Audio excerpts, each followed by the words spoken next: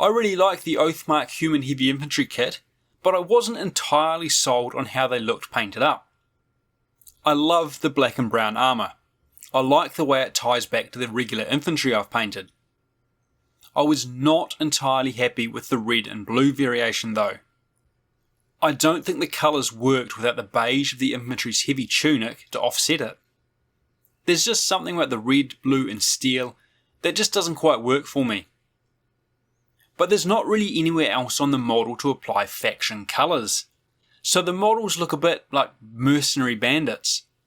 Which is cool as its own thing, but I want them to tie in with the rest of my human forces.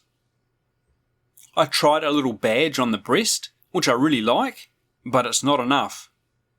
Then one of my patrons came through with the answer on the Patreon Discord. So a big shout out to Emilio.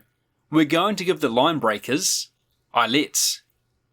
Historically, they are pieces of wood, leather or parchment that are tied to the shoulders for the display of heraldry, and as such, they provide a canvas that you could put absolutely anything on. In this case, my red and blue faction colours. So I knocked up some 3D printable files.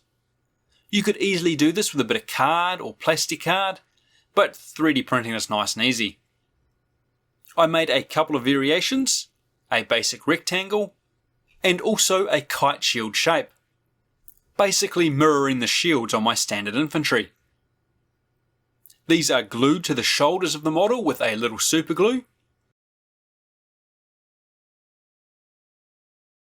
and then painted as normal. One thing I made sure to do was sculpt on a little knot so the aillettes appeared less floaty, and that gets picked out with a little black and grey to add a touch more detail. So there we go, short video for a short tip. I reckon they make a huge difference to the overall paint job, tying them into the rest of the army really well. If the files are of any use to you, you can grab them from the Patreon post linked below, and I hope that's given you an idea or two. Cheers!